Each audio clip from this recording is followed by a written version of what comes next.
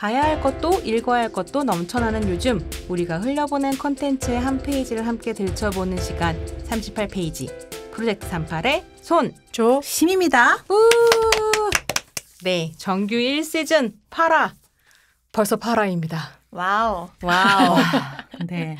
그래서 정말 믿을 수가 없네요. 네. 그래도 우리 차근차근 성실하게 잘 만들어냈다. 칭찬해. 칭찬. 서로 잘 칭찬. 있습니다. 쓰담. 또 여러분 덕분에 파라까지 올 수 있었습니다. 그래서 오늘 파라 페미니스트 필름 클래식 마가레타 폰트러차의 로자 룩셈부르크 편 시작하겠습니다. 오늘도 사실 너무 기대가 되는데요. 이 페미니스트 필름 클래식이 은근히 사랑받아요. 아, 그렇습니까? 네, 그래서 본격적인 영화 이야기를 하기 전에 우리 방금 전에 근황 요정이 저를 또 살짝 갈궜는데 근황 이야기 하고 가볼까요? 근황 얘기 뭐 하면 좋을까 좀 생각을 많이 했는데요. 여름 다가오고 있잖아요. 여름은 또 영화제의 계절 아니겠습니까? 영화제의 계절? 갑자기 이렇게? 갑자기? 이렇지 않았잖아요. 심평. 여름 휴가 계획 얘기하기로 했잖아요. 여름 휴가 계획 먼저 얘기하기로 했잖아. 왜 그러는 거야? 휴가 때 영화제도 가고 하는 거 아니겠습니까, 여러분? 휴가 계획 좀 들어보자. 계획 뭐 있어요? 서로? 네, 저는 다음 주에 괌에 간다는 소식입니다. 어머, 다음 주에? 와. 그러게, 다음 주인가? 어쩜 그렇게 한마디도 안 해? 다 다음 주인가 보다. 이거 되게 미국 영어로 이제는 LA에서 지난번에 내가 미국 영까지 다 섭렵하겠다 막 이런. 그러니까 우리 자꾸 남편 얘기 계속 하는데 남편의 뭐랄까 유일한 취미이자 가장 잘하는 장기 비행기 표 끊기. 아, 그거 중요한 장기인데. 엄청 대단한 장기입니다. 대단한 능력을 발휘하여서 네. 괌에 가서 누워 있는다는 그런 계획을 갖고 있습니다. 와, 좋겠다. 얼마나 가요? 우리도 그렇게 길게 못 가고 안 가잖아. 아마 한 3일쯤이 있지 않을까? 네. 괌까지는 비행기 타면 얼마나 걸려요? 한 6시간 정도 걸린 것 같은데요. 은근히 머네. 그러네. 안 가봐가지고. 나도 안 가봤어. 나도 안 가봤습니다. 근데 뭐 괌도 거의 그래요. 그 뭐랄까 경기도 다낭시인 것처럼 괌도 거의 비슷하다고 하더라고요. 한국 사람들이 엄청 많이 간대요. 그래서 뭐 카카오 택시도 되고. 아, 진짜요? 네. 뭐 준비할 게 없다. 그냥 뭐 가서 누워 있으면 된다. 휴양지. 그쵸. 그냥 누워 있으면 되는 거죠. 하나 섬으로. 구암도입니다. 아, 구암도. 네, 괌은 섬이죠. 네. 너무 무식했다 지금. 아, 죄송합니다. 아니 근데 나는 휴양지 여행을 한 번도 안 가봤어요. 그래서 진짜? 언젠간 한번 가보는 게 뭐 꿈이나 소원일 것까지는 내가 아닌데. 내가 보기엔 휴양지 가서 글 쓰고 있다. 그럴 수 있다. 그래서 아마 좋은 환경이죠. 그래서 휴양지도 한번 가보고 싶긴 한데. 휴양지는 그냥 주로 그냥 아무것도 안 하고 그냥 누워 있는 거죠. 내가 그걸 못할 것 같긴 해. 아무것도 안 하고 누워 있는 거. 누워 있는 거죠, 그냥. 괌 갔다 오면 또 어떠셨는지 다음 근황에. 그건 큰 근황은 아닐 것 같은데 어쨌든 다른 계획들 있으십니까, 여러분? 다른 수많은 어떤 뭐랄까 바쁘고 약간 비참한 상황도 있지만 가장 좋은 걸로 꺼내 올렸습니다, 여러분. 저는 7월 내내는 엄청나게 일을 해야 될 것 같고 8월 초에 제주도에 학회를 가요. 크리티컬 아일랜드 스터디즈라고 비판적 섬 이론 학회라는 건데. 그건 좋은 학회가 있습니까? 거기 우리 다 같이 가서 발표할 건데 거기 가야트리 스피박이 한국 방문을 해서 거기서 키노트를 할 거거든요. 근데 제가 스피박 선생님 한국 계시는 동안 또 운전을 하게 돼서 그거 하느라고 또 바쁠 것 같고요. 그리고 난 다음에 8월 중순부터 후반까지는 한 번도 안 가본 땅에 갑니다. 유후. 남미에 가는데요. 칠레 중앙대학교라는 곳에서 초청받아가지고 한국 멋있어. 문화, 뭐 한국 페미니즘 이런 거 가서 또 얘기 좀 하려고. 근데 가는 김에 페루에 들리려고요. 이게 왜냐면 왕복이 거의 60시간이더라고요. 너무 힘들 것 같아. 가는데 이틀. 근데 오는데 이틀. 왕복 60시간을 하는데 가서 일만 하고 오는 게 너무 억울한 거야. 내가 한 번도 안 가봤는데 남미에. 마추픽추. 마추픽추에. 와.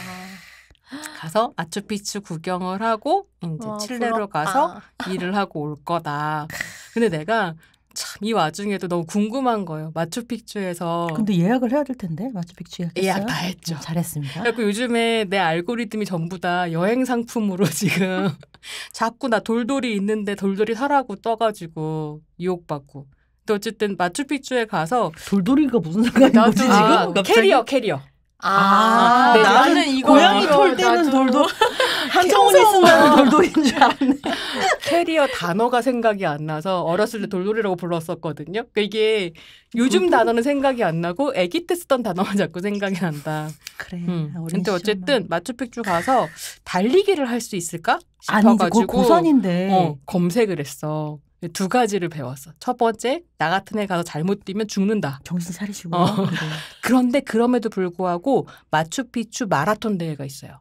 그거는 페루 사람들이 나 고산에 익숙해진 사람들이 하시는 그래서 거고요. 뭐 네. 달리기는 못할 것 알아서. 같고 네. 저기 뭐 고산 그 관련한 약 처방 하시고요. 받아서 받아가시고요. 갈 수도 있는데 한국 너무 비싸서 그냥 페루 가서 구하라는 말도 있고 지금 약간 그 여행 유튜브를 보면서 하루의 고통을 달랜다. 아, 그럼요. 진짜 좋겠다. 늘 봅니다. 난 여행 유튜브들은 늘 봅니다. 그냥 항시. 눈 감았다 뜨면 8월 중순이었으면 좋겠다. 일 다 처리하고 그런 생각을 하고 그리고 있습니다. 또 보험 여행자 보험을 드시고 굉장히 비싼 걸로 드세요. 남미는 네 비싼 것 중으로 그래봐야 그렇게 비싸진 않을 테니까 그거 그거 꼭 들어야 되겠다. 보험 남미 꼭 드세요. 가보셨어요? 남미는 안 가봤어요. 오만 데를 다 갔지만 남미 하지 진짜. 않았구나. 남미는 시간이 많이 걸리잖아요. 그러니까 시간이 왕복 많이. 60시간. 그러니까 그거는 대부분 보면 막 2주 허리 끊어지겠다. 그러니까 너무 힘들 것 같아. 돈 그래서 있으면 비즈니스 사시고요. 그럴 리가요? 업그레이드라도 어떻게 해보시고요. 네. 그래서 이제 멈췄던 스페인어 공부도 해야 되겠다 뭐 이런 생각을 하고 있어요. 저 이제 근황 얘기한 김에 댓글도 하나 소개하고 싶은데요. 근황 요정 조평의 팬이신 쯔마부키님께서 침묵에 대한 의문편에 전쟁과 여성영화제를 더욱 기대하게 하는 편이었다. 이런 댓글을 좀 달아주셨어요. 그래서 조평이 이 댓글에 대해서 하실 말씀이 있다. 아니 뭐 사실 저의 요즘 근황 얘기도 한데 이제 영화제를 준비하는 기간 준비하는 어떤 시점이 돼가지고 제가 이제 영화제 2개를 좀 준비하고 있는데 하나는 메인으로 이제 전쟁과 여성영화제 제3회 네, 무려 제3회 전쟁과 여성영화제입니다. 여러분. 프로젝트 38에서 저희가 이제 기획을 하고 그다음에 주최를 하는 그런 영화제이고요.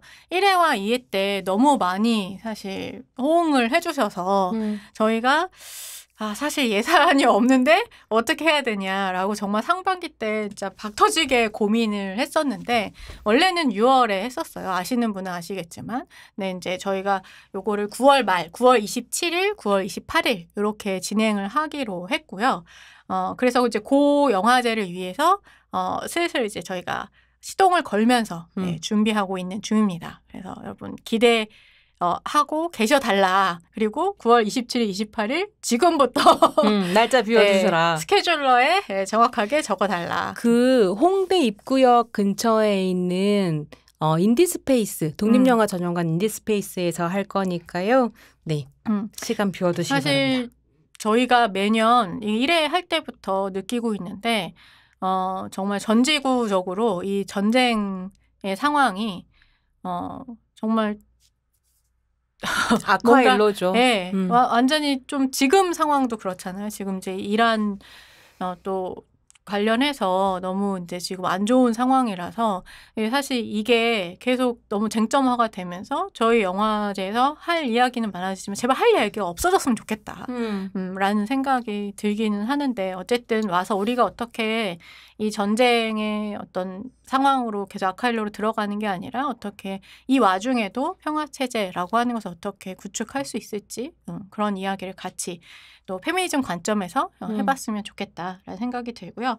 저는 또 하나는 제가 이제 올해부터 그 DMZ 국제 다큐멘터리 영화제에서 잠깐 이제 연루돼서 이렇게 섹션 프로그램 하나를 같은 다른 두 평론가님과 함께 지금 맡아서 그것도 기획을 하고 있어요. 그래서 그 DMZ 다큐멘터리 영화제도 9월 중순에 있어가지고 네, 그 영화제도 준비하느라고 살짝 또 맨날 그렇지만 바쁜 나날을 좀 보내고 있다. 네, 그렇게 근황을 말씀드릴 수 있을 것 같습니다. 근황 진짜 조평은 그러네요. 휴가 계획에 대해서 얘기했는데 휴가도 있습니까? 휴가? 어떡하면 좀 휴가가 없어요. 휴가는 원하지 않아요. 휴가는 원하지 않고 그냥 나에게 맡겨진 일을 무사하게 다 잘 끝냈으면 좋겠다. 그것이 저의 이번 여름 바람입니다. 사실 제가 지금 너무 에디터님에게 너무 죄송한 일들이 많아가지고 또 무릎으로 이메일을 쓰는 무릎으로 맨날 기어가는 진짜 이메일을 쓰고 그래서 그냥 그 일을 즐겁게 잘 무사하게 다 마무리했으면 좋겠다 이런 생각을 갖고 있습니다. 여러분 심평은 괌에 가서 저는 마추픽추에 가서 각자 알아서 힐링하고 올 테니까요. 조평한테 힘 좀 실어주세요. 아니에요. 즐겁게 하고 있습니다. 그래서 저는 금방 갔다 와요. 짧게. 댓글도 많이 달아주시고요. 요즘에 제가 오랜만에 다시 비보를 듣기 시작했는데 초창기에 너무 팬이었다가 한동안 좀 안 들었었어요. 근데 요즘 다시 이제 들으면서 마음의 위안을 받는데 거기서 심지어 송은이 씨도 조댓구를 외치더라고요. 좋아요, 댓글, 구독, 알람, 알림 설정. 알림 설정. 알까지 조댓구 알이구나. 어머, 또 3개밖에 안 들었어. 네, 이게 조댓구만 들. 왜냐면 조댓구란 영화 제목이 있어서 도대체 이게 무슨 제목이야 이랬었던 기억에 조댓구 알을 아니 선아의 송은이도 외치는데 우리가 뭐라고 왜 이거 안 외치나. 여러분 조댓구 알입니다.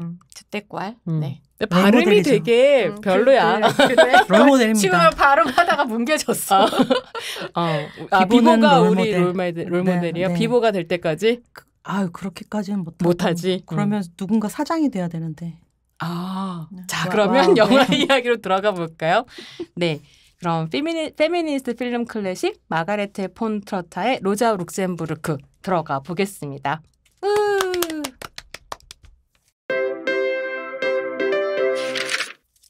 네, 오늘 페미니스트 필름 클래식의 감독 마가레테 폰 트로타. 정말 중요한 감독이죠. 우리 셋 다 또 페미니스트 감독하면 막 몇 명 꼽았을 때 다 뽑았었던 사람이고요. 뭐 페미니스트 감독으로서 손에 꼽히는 마스터이기도 합니다. 여성 영웅 3부작이라고 사람들이 부르기도 하고 저도 이제 이 3부작으로 괜찮을 거라고 생각이 들긴 했지만 어쨌든 여성 영웅 3부작이라고 부를 수 있는 작품을 만들면서 굉장히 여성 전기 영화에 있어서도 중요한 작가이고요. 42년생 감독인데요. 2023년까지도 계속 영화를 연출하고 계시더라고요. 그래서 여전히 현역이다. 중요한 감독입니다. 이렇게 활발하게 활동하고 있는 감독 소개부터 좀 시작을 해야 될 것 같은데요. 조평, 트로타 소개를 좀 해주시죠. 네, 그 마그레타 폰 트로타는 지금 말씀해 주신 것처럼 이제 1942년 출생이고 그다음에 이제 독일 영화 감독입니다. 그래서 이제 나이대가 딱 확실히 그 누저먼 시네마 운동이 있을 때랑 이제 맞아서 그 운동이 어떻게 보면 핵심 인물 중에 하나이고 그리고 뉴저먼 시네마 감독들 중에서도 그 페미니즘의 물결 속에서 그 영향을 굉장히 강하게 받고 페미니즘적인 이슈 혹은 미학을 강하게 드러냈던 여러 감독들이 있어요. 뭐 헬케 잔더라든가 뭐 이런 식의 감독들. 근데 이제 이런 감독들과 더불어서 마가레테 폰 트로타는 누저먼 시네마의 핵심적인 기수이자 그리고 페미니스트 감독으로서 늘 이제 불리는 그런 감독입니다. 폰 트로타는 뭐 여러분들 좀 약간 그래도 시네필이라면 또 아실만한 인물인 폴커 슐렌도프랑 이제 결혼을 했고 이 폴커 슐렌도프는 양철복으로 상을 받았죠. 그쵸. 양철복, 그다음 뭐 시녀 이야기, 요런 그리고 이제 헐리우드로 넘어가서도 또 대중적인 영화를 만들기도 했던. 그러니까 원래부터 사실은 조금 대중적인 영화 뭐라 해야 될까요? 좀 그렇게 실험적이기보다는 항상 또 대중적인 영화를 좀 만들었던 사람이라서 헐리우드 가서도 꽤 상업 영화, 흥행 영화들을 좀 만들었던 감독입니다. 예, 그래서 이제 폴커 슐렌도프랑 결혼을 하고 이 슐렌도프랑 같이 좀 초기에는 작업을 했었습니다. 그래서 폰 트로타의 첫 데뷔작도 이 1975년 동명의 소설을 원작으로 한 카타리나 블룸의 잃어버린 명예라고 하는 이제 이 슐렌도프랑 같이 만든 영화이고요. 이 영화 굉장히 호평을 받고 저도 뭐 본 영화인데 굉장히 좋은 영화예요. 그래서 그 당시에 그리고 이게 이제 여자 주인공으로 한 영화이고 여성에게 어떻게 어떤 특정한 낙인을 씌워가지고 이 여성을 살인을 하게까지 이렇게 몰고 가는가라고 하는 이제 언론의 문제라든가 아니면 경찰의 문제, 뭐 이런 사회적인 시선, 뭐 이런 것들에 대한 굉장히 비판적인 이야기를 담고 있는 영화이고 상당히 좀 미장센이나 이런 부분에서도 굉장히 잘 만든, 잘 연출된 영화라고 할 수 있을 텐데 이제 이 영화가 굉장히 호평을 받았는데도 폰 트로타는 이 어떻게 보면 이제 자기랑 같이 작업을 했는데 뭔가 이게 충분치 않다. 그러니까 자기의 어떤 작가적인 세계가 잘 드러나지 않는다. 이렇게 느꼈던 것 같아요. 그래서 이후에는 이제 혼자서 그 작업을 하게 됩니다. 그래서 이 독자적인 경력을 쌓아 나가면서 전후 독일 영화사에서 가장 지속적이고 성공적인 여성 버전의 작가주의 영화를 선보인 독일 최고의 여성 감독이다라고 하는 평가를 받게 되고요. 이 두 번째 작품이 그러니까 어떻게 보면 정말로 두 번째 작품부터는 쭉 이 폰 트로타의 작가성을 딱 보여주는 그런 캐릭터들로 영화를 만들게 돼요. 그래서 두 번째 작품이 이제 제목이 크리스타 클라게스의 두 번째 각성이라고 각성이네요. 하는 1978년 작품이고 이 작품도 정치적 각성을 한 젊은 여성에 대한 이야기입니다. 그리고 나서 소위 자매 영화 시리즈 3부작이라고 이야기해요. 3부작을 워낙 또 비평가들이 좋아하기 때문에 늘 이제 이런 걸 붙이게 되는데 근데 이거는 그렇게 붙이지 않을 수 없어요. 그래서 자매 3부작이라고 부르는 이제 3편의 영화를 만들게 돼요. 그래서 첫 번째 영화가 자매 혹은 행복의 균형이라고 불리는 1979년 작품이고 그다음에 이 두 번째 작품이 진짜 폰 트로타의 대표작 하면 늘 손꼽히는 작품 중이라고 얘기를 할 수가 있죠. 영어로는 독일 자매, 한국어로도 대부분 독일 자매로 소개됐던 작품인데 원래 이제 독일어 원제는 마리안나와 율리아네라고 하는 1981년 작품입니다. 이게 베니스에서 황금사자상을 타게 돼요. 그러니까 이때 당시에 이제 여성 감독들이 이렇게 국제 영화제에서 뭔가 수상을 하거나 이런 방식의 좀 이 정도의 조명을 받는 케이스가 그렇게 없었기 때문에 사실 이거 어마어마한 성과라고 이야기를 할 수가 있겠고 요 독일 자매 같은 경우도 이 마리안나 율리아네라고 하는 두 이제 자매에 대한 이야기인데 둘은 모두 정치적 그러니까 액티비스트예요. 그래서 한 명은 이제 적군파로서 팔레스타인에 이제 가서도 그러니까 심지어 이제 무장 테러를 벌이기까지 하는 이런 식의 굉장히 급진적 행동을 하는 사람이고 그래서 뭐 자기 남편과 뭐 아들 뭐 이런 사람들 다 버리고 뭐 상관없이 이제 자기의 어떤 정치적인 목적을 위해서 움직이는 그런 동생이고 그다음에 이제 언니 같은 경우에는 그런 식의 어떤 적군파와 같은 이제 무장투쟁이라든가 뭐 정치적인 그런 이 정치적 혁명에 투신한다라기보다는 독일 내에서 이제 페미니스트 액티비스트로서 낙태권의 문제라든가 이제 이런 거에 개입을 하는 그런 사람으로 나옵니다. 그래서 두 사람은 어렸을 때 어떻게 보면 이제 되게 비슷한 영향을 받으면서 정치적 각성을 했지만 되게 다른 정치적 입장을 가지고 있어요. 그래서 둘이 갈등을 갖고 있지만 결국 이제 동생이 감옥에 이제 결국 갇히게 되는데 감옥에서 자살로 생을 마감했다는 되게 그런 갑작스러운 소식을 듣게 됩니다. 그러면서 오히려 그러니까 그런 어떤 차이에도 불구하고 동생의 진실, 이 언니는 이제 믿지 않기 때문에 동생의 자살할 리가 없다. 진실을 찾으려고 되게 노력하는 동생의 어떤 삶의 서사를 제대로 써주려고 노력하는 뭐 그런 어떤 자매에 대한 이야기이고 새 자매, 1988년에 만든 이제 새 자매라고 한 영화가 있습니다. 그래서 이제 요 영화들은 모두 이 자매들이 되게 비슷하면서도 어떻게 견해 차이가 있는가, 어떻게 차이가 있을 수밖에 없는가. 근데 그럼에도 불구하고 정말 자매를 어떻게 형성하는가에 대한 굉장히 좀 흥미로운 영화예요. 그러니까 정말 페미니스트적인 어떤 쟁점을 가지고 만드는데 그 와중에 늘 정치적인 여자들을 주인공으로 내세운다는 게 폰트로타의 굉장히 좀 다른 감독, 어느 다른 감독, 그러니까 남녀 모두 포함해서 뭐 볼 수 없는 그런 어떤 시그니처다라고 이야기할 수 있을 것 같아요. 이게 사실 저희가 의도하고 그랬었던 건 아닌데 오늘 이제 녹음 2편 하는 거잖아요. 앞에 하이파이브를 했고요. 지금 이제 로제 루셈부르크 영화에 대해서 얘기할 건데 되게 묘하게 영웅담들에 대한 이야기를 좀 하는데 그게 이때까지 우리가 상상했었던 일반적인 남성 영웅의 이야기가 아닌 어떤 다른 영웅들의 이야기를 다룬 작품을 같이 본다는 게 좀 재미있다는 생각이 맞아요. 들고 독일 자매 지금 내용 설명을 해주시는 걸 들으면서는 이게 언니가 어쨌든 정치적 입장이 다르거나 삶이 다른 동생의 정치적 입장을 이해하고 왜곡된 그녀의 이야기, 역사를 뭐 다시 쓰려고 하는 어떤 이야기이기도 하잖아요. 이 폰트로타가 자기 영화로 하고 싶었었던 거 아닌가? 뭐 그런 생각을 좀 들기도 하는. 맞아요. 역사적인 인물을 주로 많이 가지고 오니까 실제 존재했었던 그런 사람들이 어떻게 왜곡되거나 혹은 너무 단면적으로만 이해되었는가를 다시 쓰고 싶어하는 것 같고 사실 또 여성 영웅의 이야기가 많이들 약간 집단성을 갖는 경우도 되게 많아요. 근데 굉장히 폰트로타는 정말 뭐라 해야 될까요? 우뚝 선 여성? 홀로선 한 명. 홀로선 한 명.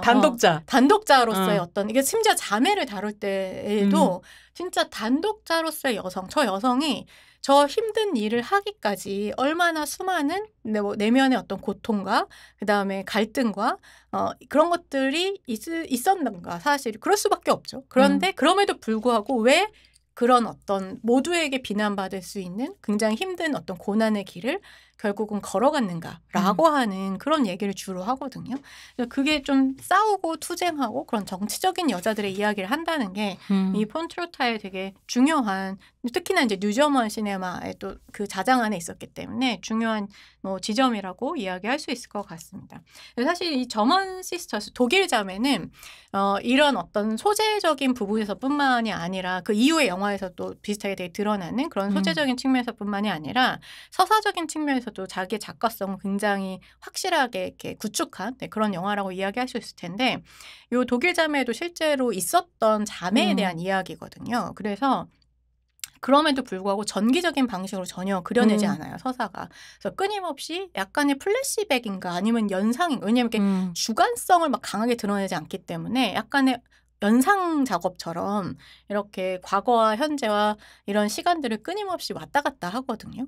그래서 이제 그런 식의 되게 전기 영화를 혼란스러운 어떤 시간성을 가지고 서사를 쓰고 뭐 많이들 플래시백이라고 얘기하지만 저한테는 되게 혼란스러운 몽따주 혹은 연상 몽따주에 가까운 그런 어떤 서사 방식을 쓴다는 게 좀 되게 흥미롭고 또 실제 있었던 어떤 기록 영화 아카이브 같은 것들을 쓰거든요. 근데 그게 로자 룩셈부르크에도 나오잖아요. 그래서 독일 자매에도 그런 장면들이 나와서 근데 요거는 이제 카타리나 블룸이라든가 이런 다른 영화들에서도 공통적으로 사용되는 거라서 흥미롭다라고 얘기를 할 수 있을 것 같습니다. 그리고 나서는 우리가 오늘 하려고 하는 이제 로자 룩셈부르크 1986년에 몇 편의 이제 또 작품들이 있지만 텔레비전 작업들도 있지만 좀 이렇게 스킵하고 넘어가 보면 비전이라고 하는 이제 2009년에 만든 이것도 이제 여성 영웅의 작품이죠. 힐데가르트라고 하는 실제 실존했던 그런 여성에 대한 이야기고 그다음에 한나 아렌트 그 유명한 한나 아렌트에 대한 악의 평범성을 얘기했었던 2012년에 만든 작품 이렇게 있습니다. 그래서 최근에도 계속 말씀해 주신 것처럼 영화를 만들고 있고요. 주로 사실 국내에서는 아마 폰트로타는 제작되면 대부분 여성영화제에서 많이들 계속해서 거의 전작을 상영했었던 것 같아요. 폰트로타의 영화는. 특별전도 했었고. 특별전도 했었고요. 그래서 그렇게 좀 보시면 될 것 같습니다. 네, 여기까지 이야기 드리도록 하겠습니다. 그래서 지금 폰트로타의 작품 세계를 특히 이제 페미니스트 관점에서 좀 정리를 해서 이야기를 해주셨는데요.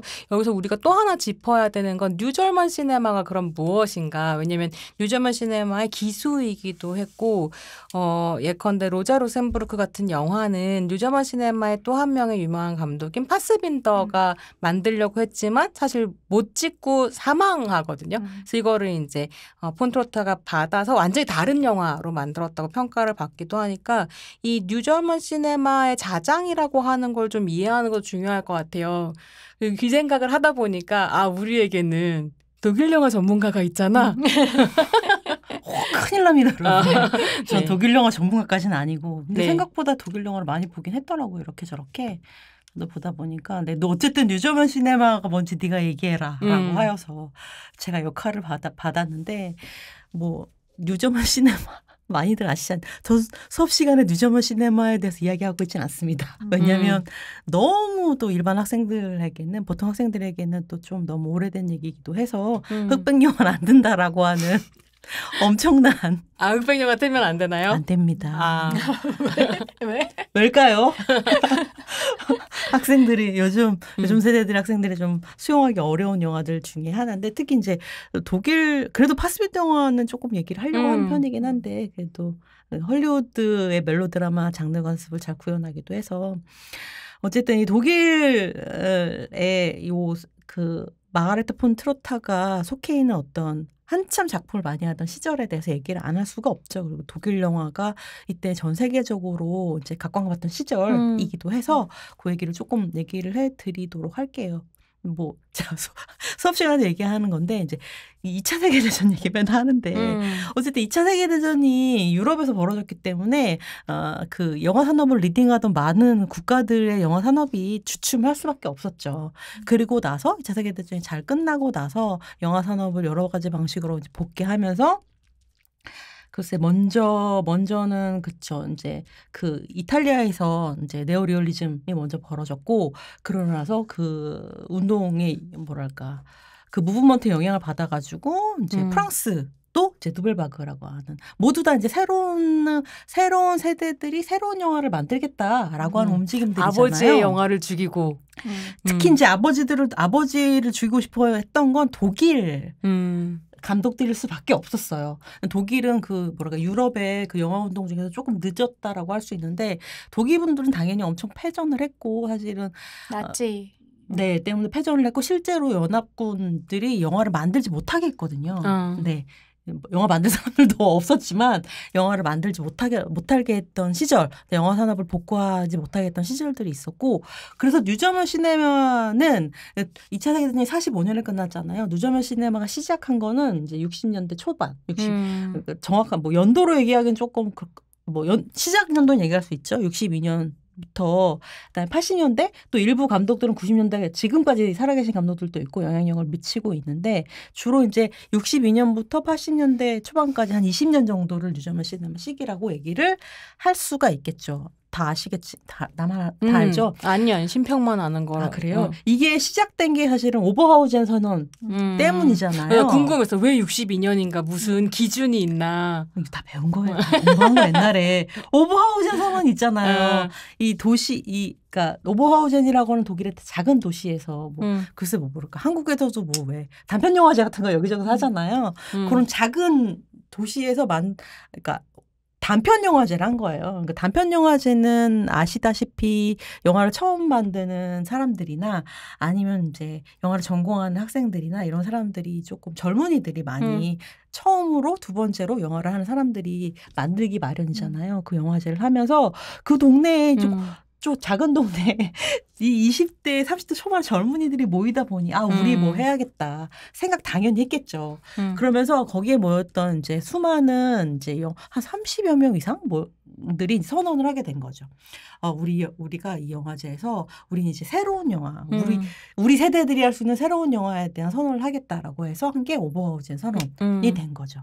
거기서부터 거기에 선언에 참여했던 여러 감독들이 이제 뉴저먼 시네마의 기수가 됐다고 할 수가 있는 거죠. 그리고 워낙 어릴 때 20대 초중반부터 30대들이 있었기 때문에 대부분 무브먼트가 이렇게 오래 가지는 않잖아요. 근데 20여 년 정도 갈 수 있었던 건 이들이 굉장히 진짜 영 제너레이션이었기 때문일 거예요. 이 선언문 자체가 뭐 1부터 10까지 여러분들 쭉 있습니다. 찾아보실 수 있어요. 뭐 우리는 뭘 하겠다라고 되어 있는데, 그러니까 어쨌든 독일 영화가 가장 화려했던 시기는 또 영화사 나옵니다. 20년대 이제 후반, 중반 파시즘이 발흥하던 그 직전에 그 직전에 표현주의 시기라고 할 수가 있잖아요. 독일은 굉장히 영화 선진국 중에 하나였고 테크놀로지적으로도 그렇고 영화 문화적으로도 그렇고 엄청나게 그 영화가 선진적인 국가였는데, 그러고 나서는 이제 파시즘에 이제 영화 산업이 다 편입이 되고 대부분 선전과 선동을 하는 그런 영화들을 만들었기 때문에 이 뉴저먼 시네마의 이 젊은이들도 아버지 영화는 다 거부하는 거죠. 우리 아버지 세대들은 이제 파시즘을 적극적으로 동조하는 방식의 영화를 만들었기 때문에, 하지만 20년대의 표현주의의 유산은 가지고 오자. 그리고 아버지를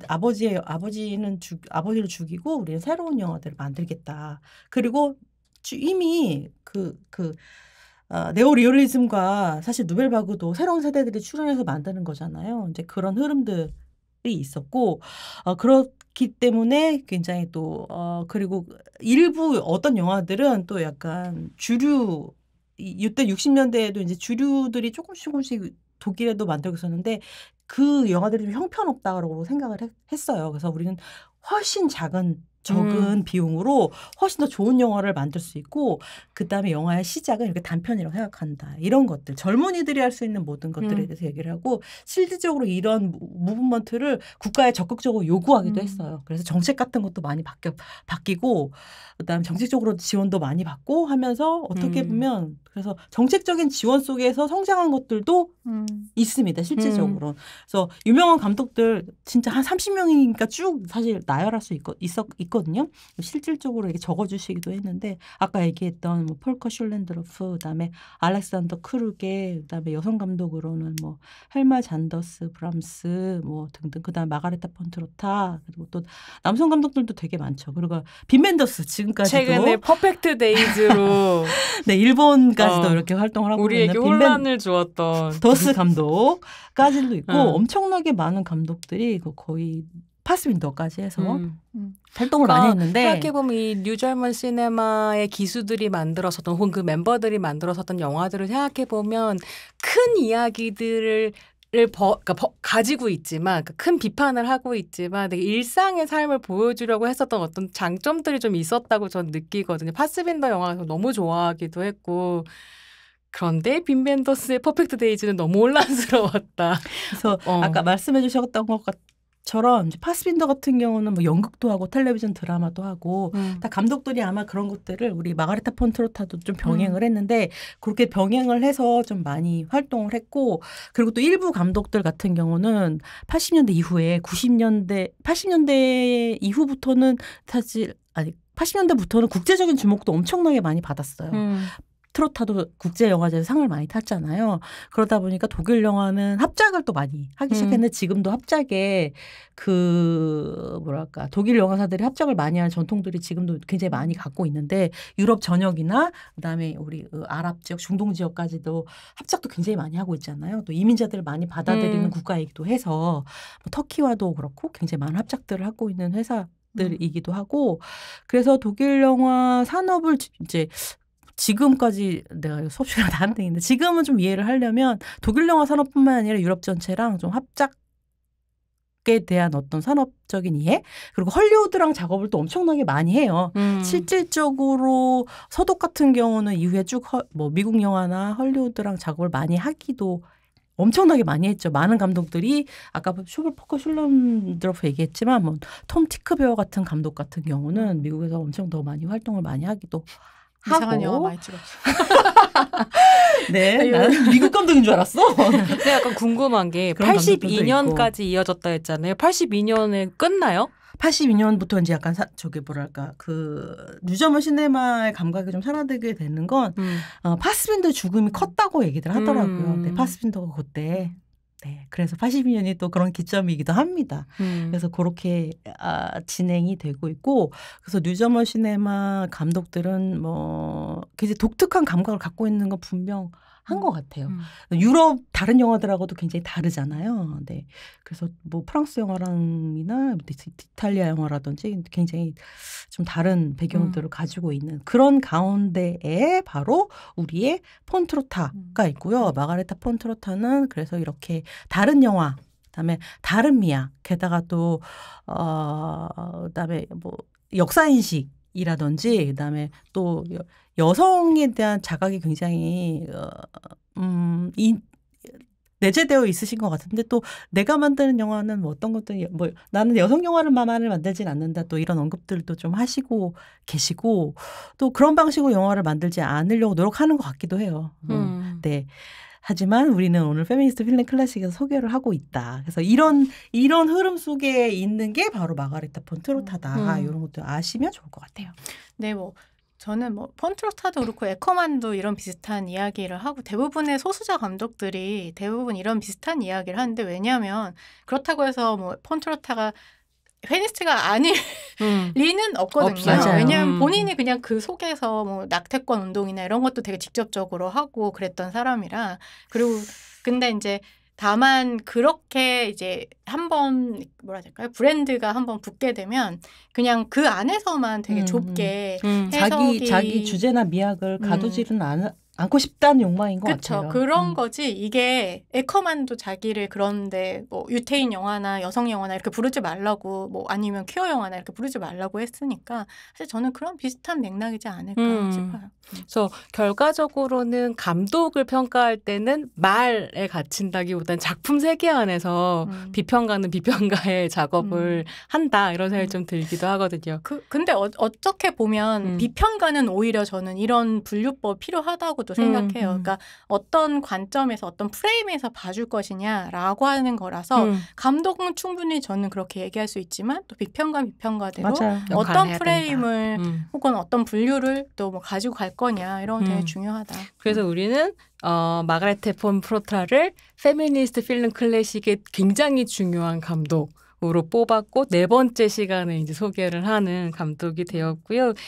여러 작품들 앞에서 조평이 소개를 해줬지만, 그 작품들 중에서 특히 레드로자라고 하는 역사의 길이 남을 위대한 혹은 굉장히 뜨거웠던 혁명가 를 다룬 로자 룩셈부르크란 영화를 좀 보려고 합니다.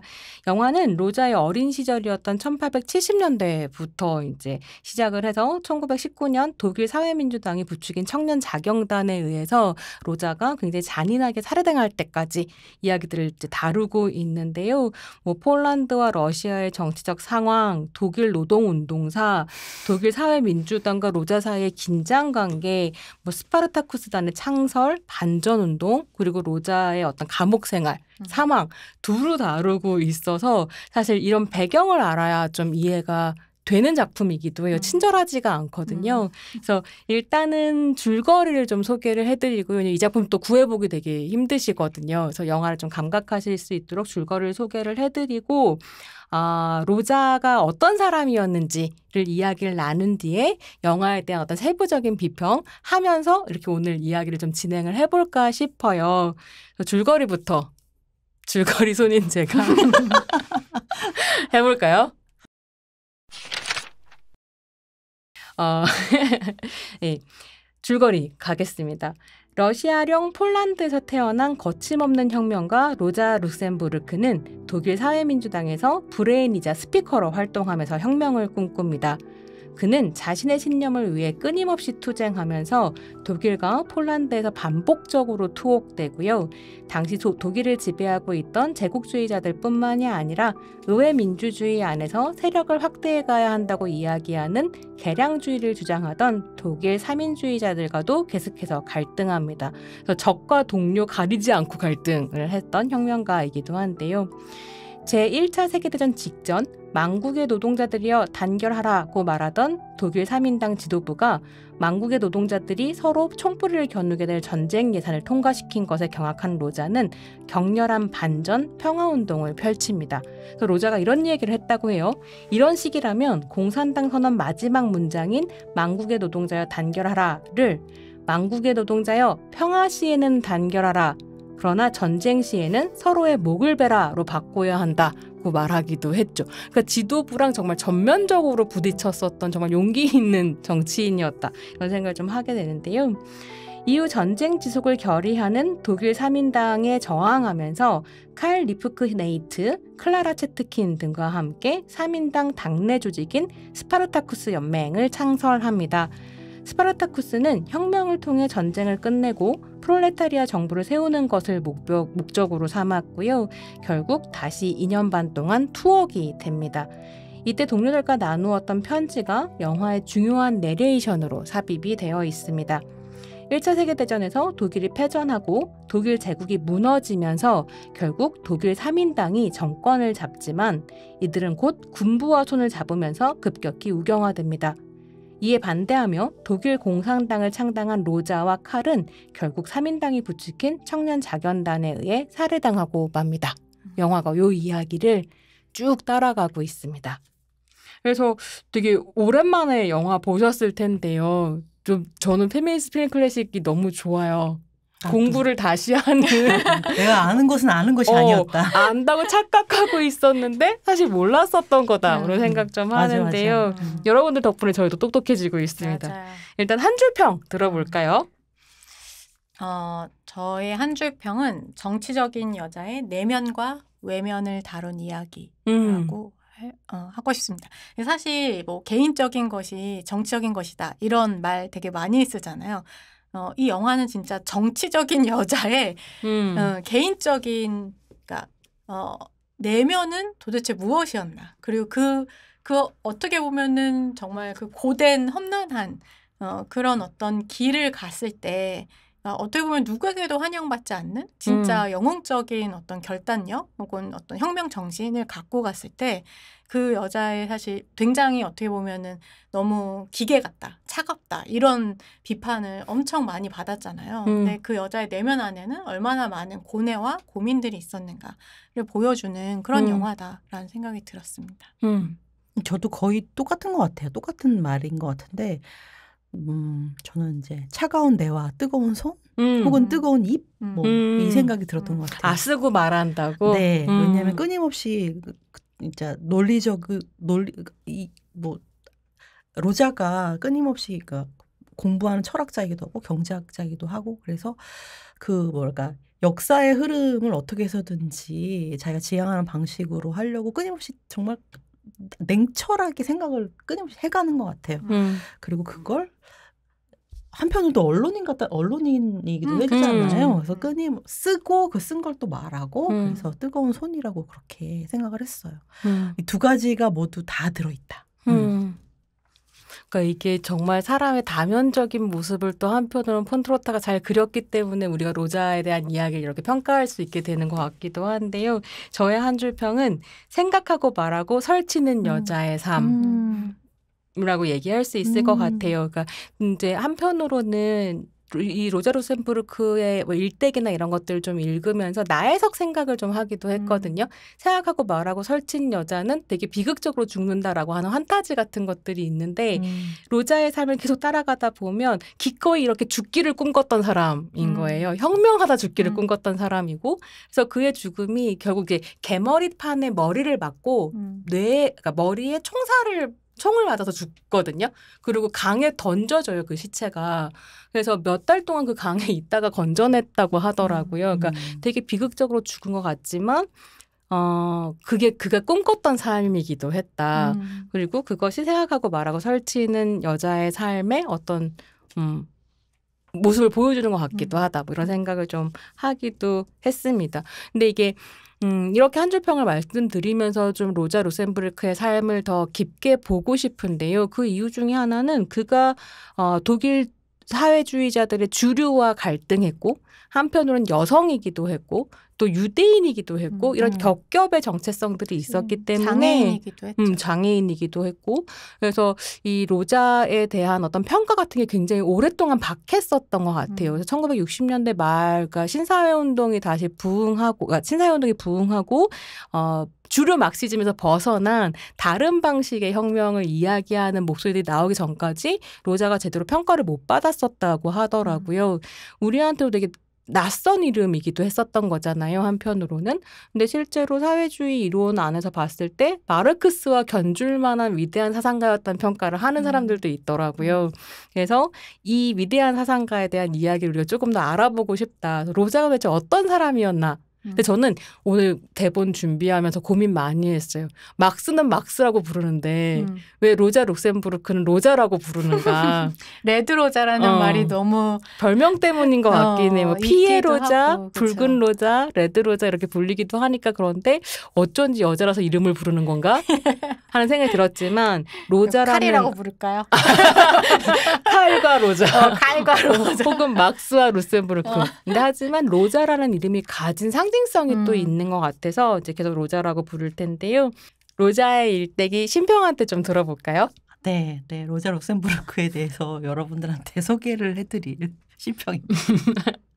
네, 로자는 이제 1871년에 네, 태어났고요. 그리고 그러니까 지금은 폴란드죠. 당시에는 러시아 제국 중에 일부였던 것 같아요. 그리고 거기에 속해 있는 폴란드 이제에서 출생을 했고요. 아까 얘기했던 것처럼 유대인이었습니다. 그리고 마르크스주의, 그다음 정치 이론가, 사회주의자, 철학자, 혁명가라고 얘기할 수가 있죠.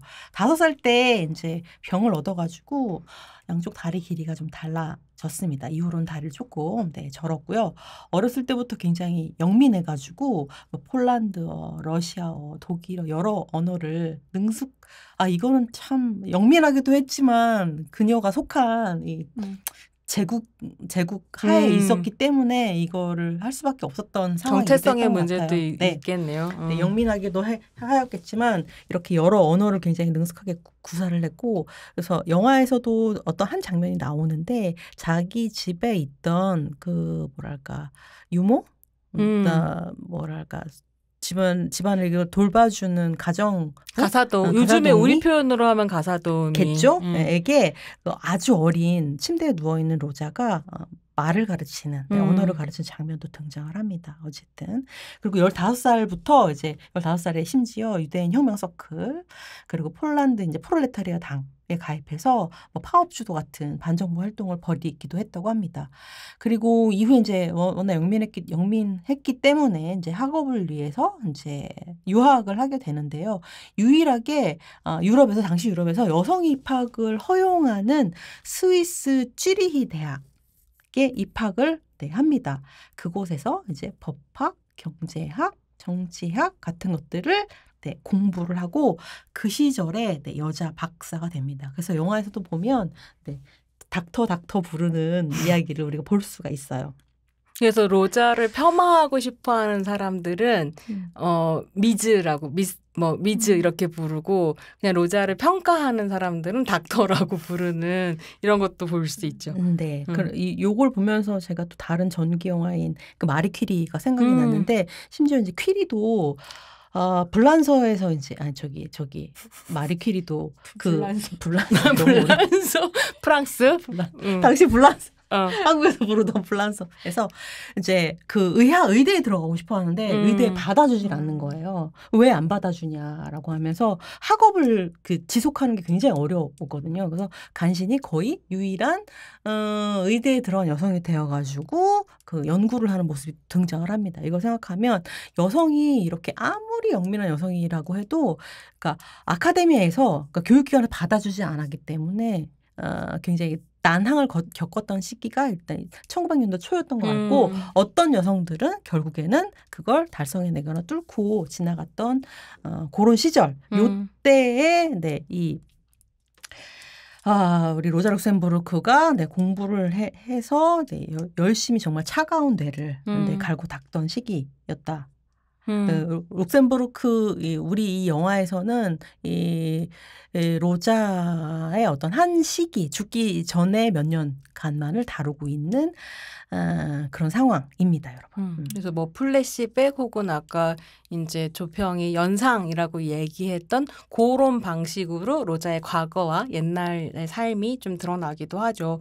지금 이제 신평이 이야기해준 건 로자의 공적인 삶이었다고 한다면 사실 로자의 사적인 삶도 굉장히 드라마틱하고 공적인 삶과 복잡하게 얽혀 있었던 것 같아요. 그래서 파스빈더가 영화를 만들었다고 한다면 이 로자가 살았던 역사적인 맥락과 함께 로자의 로맨스를 다루지 않았을까. 근데 그 로맨스를 다룬다는 게 꼭 폄하의 의미가 아니라 그걸 경유해서 사회 문제를 얘기하지 않았을까 그런 생각을 좀 하게도 되는데요. 로자에게 되게 유명한 3명의 연인이 있습니다. 이 영화에서도 이제 중요하게 다뤄지기는 하는데 일단은 평생 혁명 동지였던 레오 요기에스라는 사람이 있고요. 취리 대학에서 공부할 때 만났었던 멘토이자 연인이고 동지이고 근데 그렇게 로자가 연애 편지를 쓰면 선언문으로 답을 했다고. 그러니까 이제 아마도 레오는 로자가 원하는 방식의 사랑을 주진 않았었던 것 같아요. 어떤 지적 자극과 동료로서의 어떤 움직임 이런 것들은 나눴지만 그래서 그 외로움 속에서 클라라 채트킨 동지죠. 동지의 아들인 토스티아 채트킨과도 연애를 하고요. 한 10살, 11살 정도 연하였고 약간 돌보는 느낌이 좀 있었던 것 같아요. 이외 반전운동을 할 때에는 법정에서 그를 변호했었던 마찬가지로 동지인 변호사와 또 연애를 하게 됩니다. 그래서 이런 이야기들이 이제 얽혀있는 것이 로자의 삶이라고 할 수 있을 텐데 우리가 여기서 또 한 가지 좀 살펴봐야 되는 건 로자가 왜 그렇게 독일 사민당의 주류들 지배 층과 갈등을 벌였는가 어떤 노선 차이가 있었는가를 이해하는 게 또 작품을 이해하는데 너무 중요하더라고요. 그래서 오늘은 약간 진행 순서를 바뀌어서 로자의 작업을 좀 볼 수 있는 38페이지를 아니죠. 38쪽을 앞으로 땡겼거든요. 그래서 여러분들 이거 영화 얘기 좀 하지 왜 이렇게까지 로자 얘기를 많이 하지 싶으실 수도 있을 텐데 이게 전부 다 사실 영화 얘기다. 맞아요. 라는 말씀을 드리면서 오늘의 38쪽은 조평이 준비했습니다. 네. 제가 준비한 책은 로자 룩셈부르크가 직접 쓴 사회개혁이냐 혁명이냐라고 하는 책입니다. 요건 이제 책세상에서 출판이 되었고 김경미 그다음에 송병헌 선생님으로 역자가 되어 있습니다. 그래서 이제 이 책의 38쪽을 잠깐 읽어드릴 건데요. 차가운 애를 장착하고. 네, 차가운 애를 많이 장착해야 돼요. 왜냐하면 이제 아까 지금 말씀해주신 이 책에 나오는 요 글들은 전부 다 이제 연재되었던 것인 건데, 이 글들이 전부 다 어떻게 보면 그 독일 3인당 내에서의 이제 노선투쟁과 관련이 되어 있어요. 그래서 이 노선투쟁, 특히 그리고 로자 룩셈부르크는 당시에 이제 레닌과도, 그러니까 레닌도 그렇고 로자 룩셈부르크도 그렇고 서로를 굉장히 어떤 혁명적 동지로서 인정을 하기는 했지만 그럼에도 불구하고 둘은 되게 노선이 달랐거든요. 그래서 이제 로자 영화에도 자주 등장하기도 하는데 로자는 이제 반레닌주의이기도 했어요. 그래서 이제 그런 것에 대한 여러 가지 어떻게 보면은 모든 주류의 노선에 대해서 전부 다 이건 아니다라고 하면서 이제 길을 달리가는 어떻게 보면 제3의 막스주의라고 하는 것, 제3의 사회주의라고 하는 것은 과연 무엇이냐라고 하는 것을 굉장히 이제 고민을 했고 그것을 이제 연재를 했었는데 요거를 이제 모아서 실은 게 바로 사회개혁이냐 혁명이냐라고 하는 책입니다.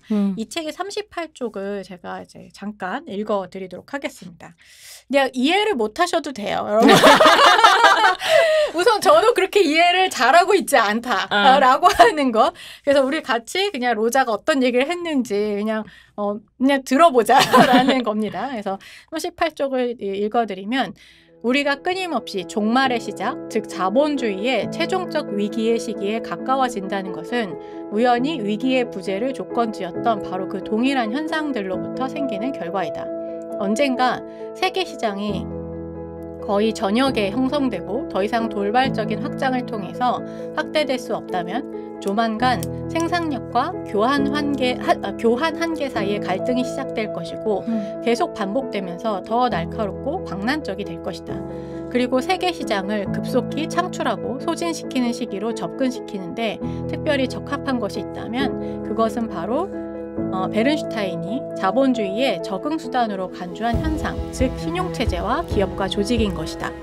자본주의 생산 자체를 교환에 적응시킬 수 있다는 가정의 전제는 다음 둘 중 하나다. 즉 세계 시장이 제한 없이 무한히 확장될 수 있거나 반대로 생산력이 발전한 데 한계가 있으며 결코 시장의 한계를 넘어서서 증대되지 못한다는 것이 그것이다. 전자는 물리적으로 불가능한 과정이다. 그리고 후자는 모든 생산 영역에서 부단히 기술 혁신이 일어나고 있으며 이것이 나날이 새로운 생산력을 불러일으키는 실제 현실과 모순된다. 여러분, 네, 이런 얘기입니다. 이 이야기가 잘 무슨 얘기지? 라고 생각을 하실 수 있을 텐데 우선 어떤 노선 투쟁이 있었는가 잠깐 설명을 좀 드리도록 할게요.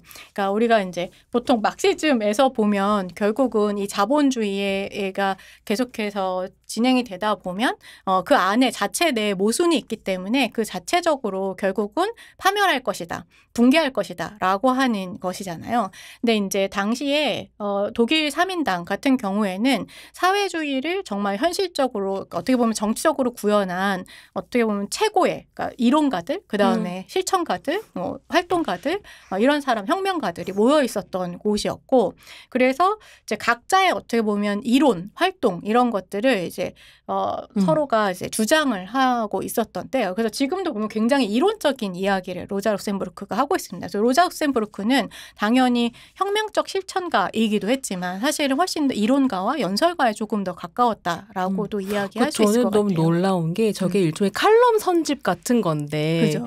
저 정도의 수준의 이야기를 그러니까 철학자들이 칼럼으로 소개하면서 대중들을 설득하고 선동하려고 했다는 건 정말 놀라운 일인 것 같아요. 심지어 선동이 됐죠. 로자의 이야기는 엄청 대중적으로 연설은 되게 호소력이 있었기 때문에 그래서 이제 당시에 독일 3인당에는 그러니까 전통적 막스주의자들이 있었어요. 이 전통적 막스주의자들은 어떻게 보면 가장 강력한 이렇게 주류였던 사람들인데 이 사람들은 결국 기다리면 그러니까 이게 자본주의가 자체적으로 모순을 갖고 있잖아요. 결국 이제 시간을 갖고 기다리다 보면 자연이 자멸할 것이다. 결국 붕괴할 것이다라고 하는 일종의 좀 숙명론적인 그런 생각을 갖고 있었고 또 다른 하나는 계량주의였어요. 그래서 당시에 이제 자본주의가 은근히 어떻게 보면 당연히 착취와 막 노동자들에 대한 어떤 착취와 그다음에 당연히 식민지에 대한 착취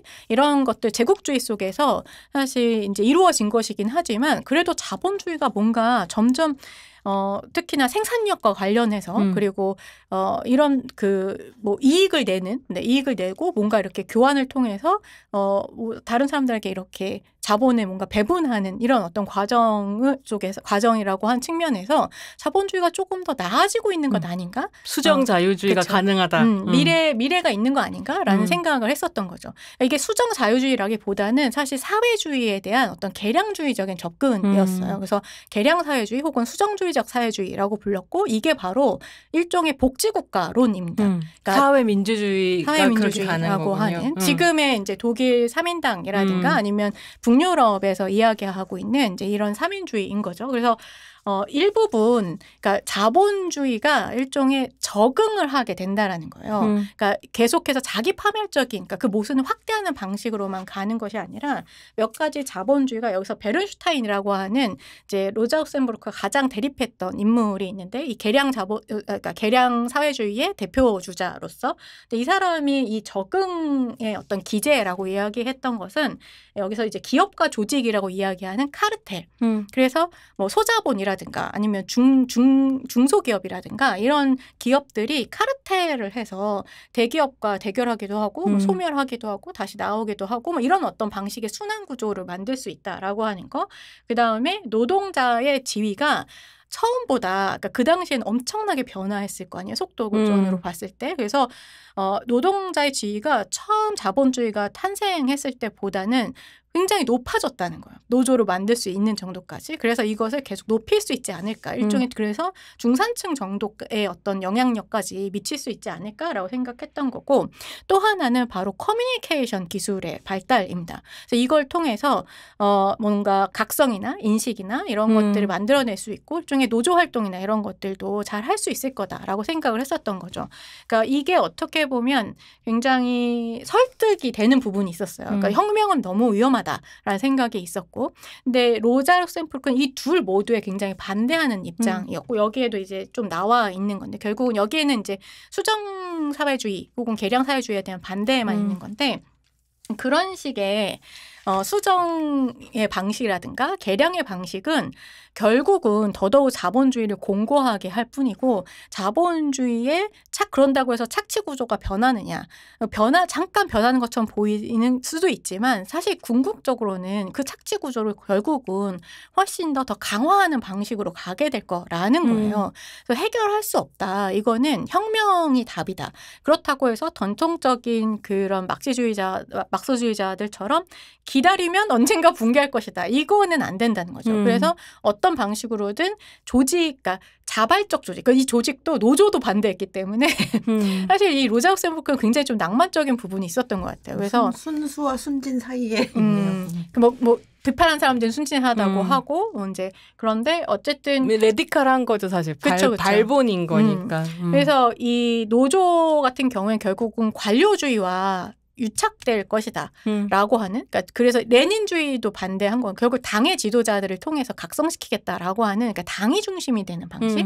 그다음에 이제 의회 민주주의로 가서 의회를 통해서 뭔가 이렇게 변화시키겠다라고 하는 것으로는 불가능하다라는 거죠. 그래서 결국은 이제 이 노동자들의 자발적인 혁명, 그리고 자발적인 혁명을 할 수 있도록 하는 조건을 만든 거. 기다리는 게 아니에요. 그 조건을 만들어야 되거든요. 그래서 그 역사적 조건을 결국은 만들어서 러시아처럼 우리가 그 조건이 딱 맞아 들어갔을 때 혁명을 하게 되는 이런 것들. 그래서 이제 연설이 중요하고 이런 거죠. 그래서 대중이 중요하고 민중이 중요하고 그러니까 그래서 그게 한편으로는 로자한테 되게 이후에 마지막에 말년에 약점이 됐었던 것 같기도 하다는 생각은 들더라고요. 실제로 이제 독일 3인당이랑 갈등을 할 때 3인당의 그러니까 주류들이 로자를 공격하고 실제로 이제 당원들한테 로자를 공격하라라고 지령을 내리기도 하고 사인을 주기도 하고 이런 일이 벌어질 때 그때는 버틸 수 있었다는 거예요. 왜냐면 나에게 민중이 중요하니까 민중만 나를 믿고 따라오면 되니까. 근데 민중이 등을 돌리기 시작할 때 그때 설득할 언어를 찾지 못했다는 평가가 있더라고. 왜냐하면 내가 이렇게 얘기했을 때 이들이 나에 대한 지지를 철회하면 이 새로 만든 공산당을 끌고 갈 힘이 없다라고 하는 어떤 좌절 같은 게 있었다. 이제 이런 식의 이야기를 하기도 하더라고요. 근데 저는 38페이지 쪽을 들으면서 전혀 이해를 잘 못하겠지만 그냥 거기에 주목을 하게 된 부분도 있었던 거예요. 세계 시장의 교환 관계라고 하는 거.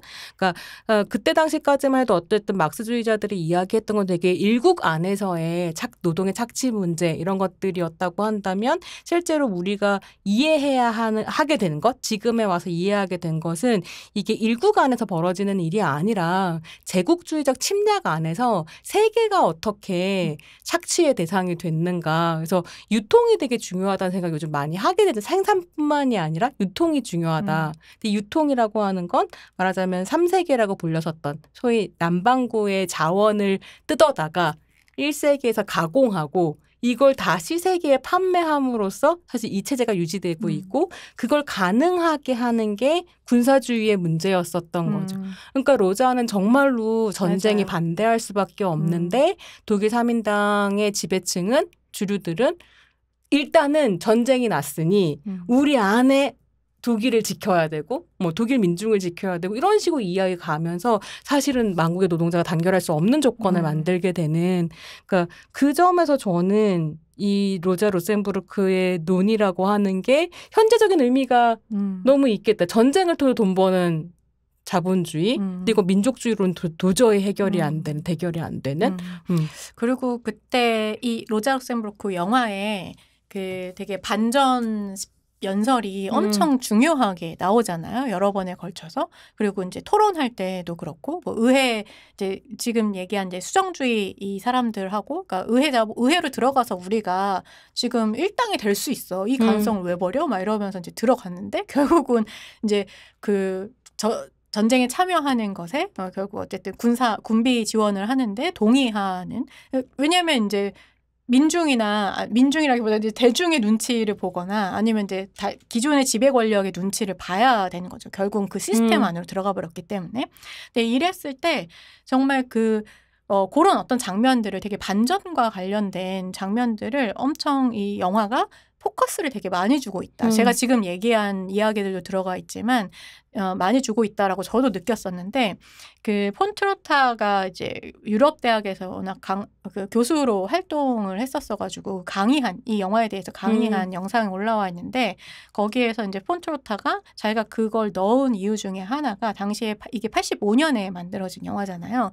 80년대에 딱 그 동독 이제 베를린 장벽이 무너지기 몇 년 직전에 몇 년 전인데, 요때 한참 사실 이제 서독과 동독 양쪽 모두에서 엄청나게 어떻게 보면 뭔가 분위기가 이제 형성이 되고 있었던 거죠. 그래서 반전 운동, 평화 운동이 엄청 크게 일고 있었대요. 서독에서. 특히 젊은 세대들 가운데.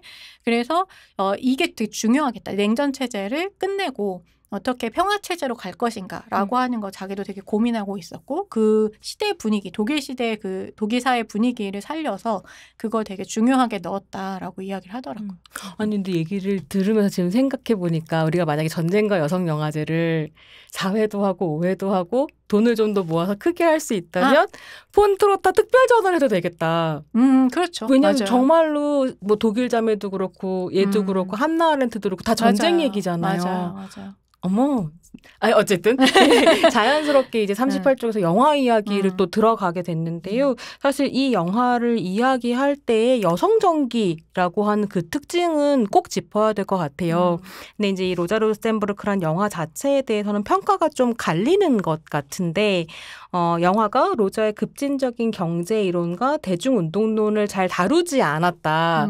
사실 그래서 저희가 38쪽에서 좀 더 자세히 설명을 드렸던 건데, 잘 다루지 않고 어떤 사적인 감상에 치우치면서 정치 드라마가 아닌 심리 드라마가 되었다. 이렇게 평가를 하는 사람도 있고요. 너무 박하다라는 생각이 들긴 하는데, 이런 공적인 것과 사적인 것의 교직이 여성 정체성과 어떤 정책 실천 사이의 관계를 사유하는 새로운 전기 영화의 가능성을 보여주었다. 이런 식의 이제 평가가 있기도 하더라고요. 그리고 뭐 페미니스트 비평가들 같은 경우에는 남성 중심 영웅 서사의 전복 아니냐 뭐 이렇게 얘기를 하기도 했다는데, 이 여성 전기라고 하는 관점에서는 이 영화를 또 어떻게 평가할 수 있을지 좀 들어보고 싶습니다. 네, 그거는 이미 사실은 호평으로 좋은 평가가 많이 나와 있는 부분이라는 생각이 좀 들어요. 마가레타 폰트로타가 하는 작업들에 대해서 많은 생각이 드는데,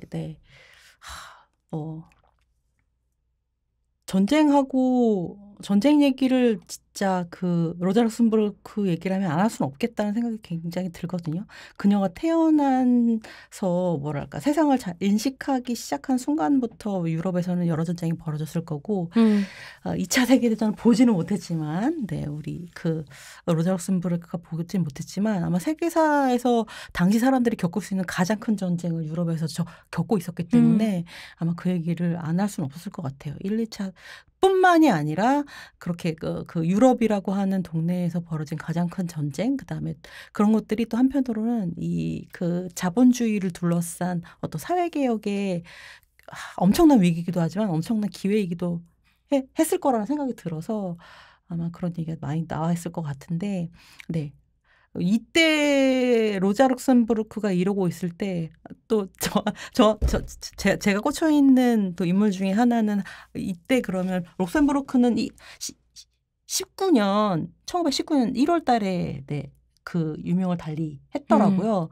이때는 뭘 하고 있었냐면, 이때는 유관순이 유관순이 서울에서 뭔가를 하고 있었을 네. 13, 네. 3 각성하고 정신을 고양하고 만세 있을 시기였던 것 운동하고 같아요. 있을 때네요. 전이겠죠. 아직은 어. 그런 생각들을 하고 있었을 때였겠죠. 아마도 유관순 같은 친구가 친구가? 네 내 친구야. 우리 관순이가 관순님이 아마 유럽에 있었으면 이런 인물이지 않았을까라는 생각이 좀 들어요. 이런 혁명가의 모습을 또 유관순도 갖고 있지 않았을까라는 생각이 드는데 어떻게 보면 유관순도 아까 여러분들이 얘기했던 것처럼 공부하고 그다음에 떠들고 말하고 설치고 하는 작업들을 했다는 생각이 굉장히 많이 들었거든요. 제가 요 얘기를 같이 하는 이유는 뭐냐면 제가 그런 이유로 약간 전기 영화에 관심을 이렇게 끊임없이 이제 갖고 있는 또 하나의 신평의 연구 프로젝트. 정말 완성물을 없고 관심만 있는 이 단행본 이미 한 다섯 권 썼어. 이 전기 영화가 굉장히 재미있는데 이걸 여러분들 장르적으로 인식을 하고 계신지 모르겠어요. 그걸 장르적으로 인식을 전기 영화란 하고 장르. 네, 있으신지 모르겠지만 어쨌든 문학에서도 뭐 전기 문학이 있고 뭐 자서전도 있고 많이 있지 않습니까? 그럼 우리는 늘 위대한 영웅들의 삶에 대해서 기록하고 그걸 역사화하고 있었잖아요. 전기 영화라고 하는 거는 장르적으로만 얘기를 하면 이제 영화가 탄생하고 나서 이제 헐리우드에서 먼저 좀 많이 만들기 시작을 했던 것 같아요. 헐리우드에서 위대한 인물들에 대한 실존하던 인물들을 이제 스타화해서 만드는 그런 전기 영화들이 3, 40년대에 등장을 하기 시작을 했어요. 그리고 이제 이런 것들을 이제 만들면서 이 전기적인 인물들이 하는 역할이 뭐냐면 이 사람들이 우리가 인식해야 할 모범 시민이 되는 거죠. 전형이 되는 거죠. 이 사람처럼 이렇게 개인을 발전시키고 그다음에 국가에 기여를 하고 그다음에 위대한 발명 같은 걸 해내고 위대한 음악 같은 걸 만들어내서 모든 사람들의 마음을 하나로 얻고 우리가 모두 다 믿고 따라야 할 굉장히 롤이 되는 거죠. 그러니까 헐리우드에서 당시 만들었던 그런 인물들은 어떻게 보면 그러니까 각 국가에서 위인이 될 만한 내셔널 인물들을 히어로구나. 네. 그리고 그걸 헐리우드에서 만들었어요. 네, 헐리우드에서. 다른 나라 영웅들도 만들었거든요.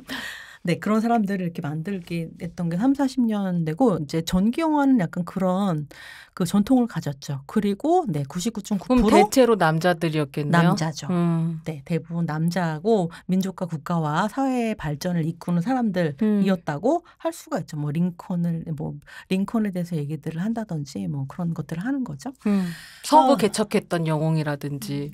그런 인물들은 이제 전기화했는데 사실은 그리고 나서 이제 두 번째 웨이브라고 할까? 그런 두 번째 웨이브가 벌어졌던 게 이제 60년대부터 80년대에 네, 이제 유럽으로 가가지고 조금 다른 영웅들에 대해서 좀 주목을 하기 시작했던 거예요. 그 대표적인 인물이 바로 우리가 지금 얘기하고 있는 트로타라고 할 수가 있죠. 그래서 기존의 그런 영웅 서사와는 좀 다른 인물들을 재현을 하고 반영웅 같은 네, 그런 인물들을 재현을 하는 거죠. 어떻게 보면 로제 룩셈부르크도 실패한 네, 그런 혁명가 라고 할 수가 있는 지금까지 거잖아요. 역사화 과정 안에서 보면 실패한 인물로 역사가 됐던 것 같긴 해요. 네, 그렇죠? 그게 이제 젠더적으로도 그렇고 그다음에 유럽이 이때의 60년대 80년대 유럽에서는 조금 마가레트 폰 트로타가 이렇게 로제 룩셈부르크를 영웅시하는 것처럼 그렇게 역사를 새로 인식하고 약간 새로 쓰고 그다음 가리워진 인물들을 주목하는 것에 조금 많이 좀 기울었던 것 같아요. 유럽의 60년대, 80년대의 그런 안티 히어로 전기영화 물에서는. 그러나서 이제 90년대 사실 2000년대 오면 또 여러분들 많은 사람들 좀 생각하실 텐데 훨씬 더 극적인 방식으로 훨씬 소시민이라든지 아니면 더 작은 인물들 그다음에 우리 일상에서 가려진 인물들에 대한 그런 얘기들 다양한 그러니까 뭐 내셔널리즘이라든지 뭐 국가주의라든지 모범 시민이라기보다는 그런 것들을 파괴하거나 새롭게 무언가를 주목하는 다양한 인물들이 약간 헐리우드에서도 많이 결합이 돼가지고 좀 그런 뭐 대표적으로 뭐 에린 브로코비치 같은 그런 영화들 그리고 또 뭐 안티 히어로 전기 영화는 생각 안 해봤었어. 에린 브로코비치는 전기 영화는 거죠. 대표적인 전기 영화예요. 라든지 아니면 또 역사 속에서 만약에 뭐 악녀로 재현되었던 인물들을 새롭게 주목한다든지 가려진 여성 작가들을 새로 복원한다든지 뭐 이런 작업들이 전기 영화에서 굉장히 있었던 거죠. 그래서 전기 영화를 젠더적 관점으로 봐야 되는 건 좀 중요하죠. 왜냐하면 이렇게 새로운 그러니까 어떤 인물을 정기적인 사람, 위인, 영웅으로 끌어대는 건 기업과 권력의 정치를 또 새롭게 쓰는 문화적인 방식이기도 하거든요. 주로 우리 뭐 지난 시간에 그 헐리우드 히어로물 그다음에 MCU에서도 얘기를 했지만 대부분 남성들이 어마어마한 능력을 가지고 모든 것을 구원해내는 그런 방식. 이렇게 전기 영화에서도 사실은 한편으로는 그 메커니즘이 동일한 부분이 있거든요. 그래서 위대한 남성 중심으로 전기 영화들이 대부분 구축이 되어 왔다면 여성 이렇게 트로타가 만들어내는 방식으로 여성의 삶과 내면이나 뭐 연대나 저항이나 역사적인 인물로서 여성을 세우는 것은 여성 인물을 역사적인 주체로 세우는 작업 자체가 굉장히 전기 영화에서는 젠더 포인트를 갖고 있는 게 중요한 점인 거죠. 그래서 누가 기억되고 어떻게 묘사되고 이렇게 뭐랄까 남성 중심의 어떤 혁명 역사, 뭐 이데올로기적인 역사, 국가의 뭐 승자들로 이루어진 역사 속에서 여성들의 감정과 윤리 같은 것들이 어떤 역할을 하고 그다음에 무엇을 남겼는지를 이렇게 세워놓는 게 마가레타 폰 트로타가 하는 그런 여성 전기 역사물의 의미인 것 같아요. 그래서 지금 로자 룩셈부르크처럼 뭐랄까 늘 그 트로타가 하는 작업들 보면 뭐 여성 시인이라든지 뭐 수녀님 그다음에 아니면 뭐 이론가 그다음에 뭐 혁명가 이런 여성들의 위치를 새롭게 정립을 하려고 하는 편이잖아요. 그러니까 이제 이렇게 새로운 방식으로 기존의 어떤 전기영화적인 어떤 전기영화 효과를 다른 방식으로 미학화해내고 위치 짓는 작업으로서 그 여성 인물을 영웅 조금 다른 방식으로 미학화해서 영웅화하고 전기화해서 이렇게 기록해서 박제하는 일은 너무 필요하다라는 생각이 굉장히 저는 좀 들었어요. 그러니까 이게 재미있는 건 이 각각의 맥락들이 분리되어 있는 건 아니지만 살짝 분리되어 해서 얘기해 보자면 뉴저먼 시네마라고 하는 자장, 그다음에 페미니즘이라고 하는 자장, 그리고 여성의 역사를 다시 쓰는 새로운 장르로서의 여성 전기 영화라는 자장, 이 세 개의 자장에서 그러니까 뉴웨이브를 추구했었던 것 같다, 폰트로타가. 그러면서 이 로자 룩셈부르크뿐만이 아니라 그 여성 영웅 상부작 같은 작품들이 약간 보통 전기 영화하고는 혹은 남성 영웅을 그리는 전기 영화하고는 굉장히 다른 방식으로 로자의 삶을 보여준다는 생각이 들기도 했거든요. 그리고 저는 그런 생각을 하면서 이제 떠올렸었던 장면은 한나 아렌트에서 되게 좋아하는 장면인데, 한나 아렌트가 그 이제 악의 평범성이라고 하는 그 장면을 목격하고 와서 이걸 어떻게 철학적 언어로 만들어낼까를 계속 생각하면서 담배를 피고 누워있는 장면이 있어요. 근데 그 시간성을 포착하는 게 너무 특이하더라고요. 담배 연기를 이렇게 보여주면서 이게 시간을 들여서 생각하는 여자, 사유하는 여자의 모습을 담아냈고, 이 시간성이 좀 궁금하다 이런 생각을 하기도 했었거든요. 그래서 폰트로타가 여성 영웅 혹은 여성 전기를 다시 쓰고 재역사화할 때에 취한 어떤 뉴웨이브적인 미학이 있는 것 같다. 이런 생각이 좀 들기도 했었거든요. 그 얘기 좀 들어볼까요? 저는 이제 그러니까 한나 아렌트도 그렇고, 그다음 로자 룩셈부르크도 그렇고, 그다음 비전도 그렇거든요. 힐데가르트를 다룬. 그리고 독일 자매, 그러니까 실제 인물을 다룬 독일 자매도 그렇고, 사실 다른 영화들에서 좀 비슷한 경향들이 다 나타나는데, 아까 이야기 드렸던 것처럼 이게 주관적인 플래시백이라고 하기에는 너무 이렇게 간극이 있다고 해야 되나요? 굉장히 뜬금없이 갑자기 삽입이 돼요. 인서트 쇼트처럼. 그래서 갑자기 그리고 시간이 언제인지 굉장히 좀 불분명한 이런 시간대로 갑자기 옮아가고, 이거랑 분명히 연관이 있는 것 같은데 공적인 어떤 사건에 자기가 이렇게 딱 부닥쳤을 때 되게 사적인 어떤 순간들로 중간중간 이렇게 넘어가는 그런 어떤 장면들이 있어요. 그래서 되게 시간의 얽힘이라고 해야 되나? 그런 혼란스러운 몽타주를 만드는 경우들이 있는데, 이거 이렇게 만들면서 되게 사적인 것을 또 되게 많이 아까 이야기한다라고 했던 거. 아마 근데 사실 남자 전기 영화들도 사적인 거 되게 많이 맞아. 얘기하거든요. 근데 왜 갑자기 저는 만약에 이런 비판이 실제로 있다라고 한다면 이해를 너무 할 수 없는 것 같아요. 왜 남자들의 사적인 이야기는 그 인물을 입체적으로 만들어주고 여자들의 사적인 이야기는 오히려 공적인 영역에서? 주장이라든가 이런 것들을 왜 축소하는 방식으로 그렇지. 이 사람의 강화할 마치 수 있는데. 뭐 예를 들어서 뭐 레오의 어떤 영향력이 너무 강했다든가 이런 방식으로 혹은 굉장히 연애에 집중한 여자 이렇게 하는 방식으로 하는 건 진짜 좀 너무 영화를 잘못 본 비평이라고 보고 오히려 이제 그런 방식으로 왔다 갔다 하면서 그런 어마어마한 혁명적인 주장을 하고 그런 대중적인 연설을 했을 때 사실 내면이뿐만 아니라 개인들 간의 어떤 고통이 분명히 있었단 말이에요. 예를 들어 아까 얘기했던 그 굉장히 전통적인 막스주의자라고 이야기했던 그 사람 같은 경우에는 정말 한평생의 동지였어요. 그 한나렌트도 마찬가지잖아요. 자기가 이제 악의 평범성에 대해서 쓰고 그다음에 유태인들 가운데도 어떻게 보면 그 당시에 이런 것들을 잘 정세를 읽지 못하고 어떻게 보면 잘 리드하지 못했다라고 유태인들 좀 비판하는 그런 어떤 특히 리더들을 비판하는 그래서 엄청 생각해보면 한나 아렌트도 로자 룩셈부르크가 경험했을 것만큼의 그 유대인 안에서의 갈등, 그쵸. 동료들과의 갈등 이게 진짜 강했던 사람이기도 그렇죠. 하죠. 그렇죠. 저렇게 그러면 아이야만은 아무 죄가 없는 사람이 되어버리는 거니까 그것에 대해서 유대인 동료들이 용서를 이해가 안 되고 동의할 수 없는 지점이니까요.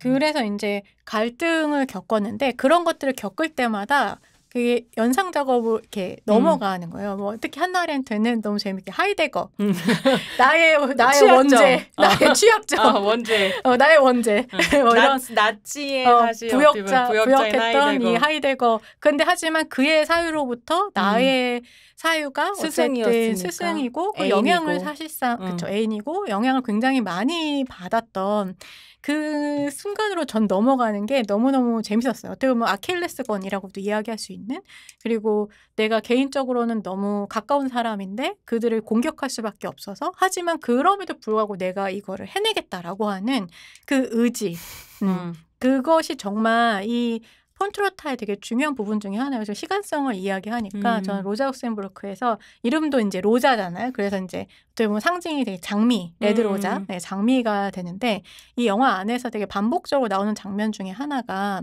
그 어린 시절에 이 장미가 피는 순간을 어린 로자가 보고 싶은 거예요. 보고 싶은데 엄마가 아니다. 밤에 장미는 밤에 핀다. 그래서 너가 그거 핀 결과를 볼 수 있을 뿐이지 그 과정을 보기에는 이제 넌 자야 되니까 힘들다라고 얘기하는 그 장면에 되게 반복적으로 등장을 해요. 근데 이제 전 그 장면이 물론 당연히 아주 원초적으로는 그냥 레드로자라고 하는 것을 표현할 수도 있지만 결국은 그 사유의 시간성, 그다음에 혁명의 시간성이라고 하는 것이 과연 무엇이냐라고 했을 때 우리는 뭐 그쵸. 변증법에서 정반합 이러면 되게 정과 반과 합이 되게 금방금방 이루어지고 인과관계처럼 이루어지는 것처럼 생각하지만 실제로 정이 온 다음에 반이 한 200년 후에 올 수도 있는 거거든요. 그러니까 이 되게 혼란스러워. 그럼 그 시간은 과연 무엇이냐? 이 장미를 피는 이 과정, 이 시간이라고 하는 우리 과연 그리고 그것을 우리는 그 시간을 느낄 수 있을까? 과연 사람이 개인이라고 하는 그러니까 반도 200년 후에 올 수 있지만 합이라고 하는 건 영원토록 지연될 수도 있고 그리고 심지어는 이게 계속 되는 거잖아요. 반복되기도 하고 때론 퇴행되기도 하고 하는 것이기 때문에 그 되게 사실 정반합이라고 하는 게 엄청 선형적이고 그런 것처럼 보이지만 로자가 보기에는 특히나 로자의 이론에서 보면 그것이 왜냐면 이제 아까 그냥 자연이 있으면 선형적으로 붕괴될 것이다가 아니잖아요. 중간중간 계속 개입해야 되는데 이 역사적 조건은 우연적이기도 하고 그다음에 이 의지적인 것으로 만들어야 되는데 우연적인 것도 되게 중요하거든요. 그리고 독일 사회랑 러시아 사회가 다르다는 것도 엄청나게 인지하고 있었어요. 로자는. 그래서 이제 그런 식의 막스주의적 어떤 시간성 우리가 흔히 너무 진보적이야 선형적이야 라고 이야기하는 것조차도 로자의 이론 안에서 보면 엄청나게 혼란스럽고 이렇게 굉장히 섞일 수밖에 없고 사실 어떤 때는 그 과정을 볼 수도 없는 심지어 로자마저도 볼 수도 없는 이런 어떤 시간성은 저는 폰트로타가 이 로자 룩셈부르크나 한나 아렌트에서도 그런 시간성 계속 섞으면서 얘기하고 있는 것 아닌가? 뭐 이런 생각이 들었던 것 같아요. 저는 저 이야기 들으면서 에이젠 숫자인 생각이 났어요. 그러니까 정반합이라고 하는 막스의 역사관이라고 하는 걸 영화 미학으로 구현하고자 했던 사람인 거잖아요. 그래서 완전히 서로 충돌하는 다른 이미지들을 컷으로 탁탁 붙여서 역사가 이렇게 발전된다라고 하는 걸 영화로 보여줬던 게 에이젠슈타인의 작품들이었는데 젊을 때 어렸을 때 봤을 때 거기에 굉장히 선동되기도 했거든요. 너무 선동하라고 만든 거니까요. 그러니까 또 의도에 잘 맞추잖아요. 우 하고 막 이랬었는데 10월 이런 건 너무 감동하면서 사자가 보고. 일어나시 나도 일어날 테야. 나도 일어날 테야. 근데 생각해 보면 사실은 이제 그건 에이젠스에는 근데 20년대 30년대 영화를 만들면서 이게 가능할 거다라고 하는 꿈을 가질 때 만들 수 있는 영화였고 어쨌든 그 혁명이 실패하고 68도 지나가고 그래서 80년대가 됐을 때 페미니즘 제2물결도 지나온 폰트로타 같은 경우에 그렇게 가지 않는다라고 하는 어떤 시간적인 감각을 페미니스트 미학으로 만들어낸 게 아닌가 이런 생각이 들기도 하거든요. 그 진짜 모순적인 사람이에요. 그러니까 우리가 지금 뭐 로자가 되게 페미니스트였을 것 같지만 사실 서프라이즈 운동에도 반대하기도 했었잖아요. 약간 부르주아 그치, 돈 있는 사람들만 부르주아 여성들의 뭐 그런 투표할 수 있게 해준다고 역시 계급적이군 그런 그렇기도 얘기하죠. 하고 약간 아렌트도 마찬가지예요. 아렌트 철학 자체가 그렇진 않으니까 사실은 약간 사적인 근데 이제 그 장면을 굳이 폰트로타는 넣는 거죠. 그러니까 지금의 페미니스트로서의 폰트로타 입장에서 봤을 땐 사실 로자의 의견에 동의할 수는 없지만 결과적으로 봤을 때 그럼에도 불구하고 이 로자의 이런 식의 굉장히 어떻게 보면 지금 보면 비판받을 수도 있는 혹은 되게 뭐 이렇게 결함처럼 보이기도 하는 되게 잘 못 보기도 하는 거기서 똑같은 그 사회주의자인 스파르타 그 중에 한 이제 클라라는 맞아. 그게 되게 중요하다고 얘기하거든요. 클라라 체트키는 서프라제트 운동을 했던 사람이고.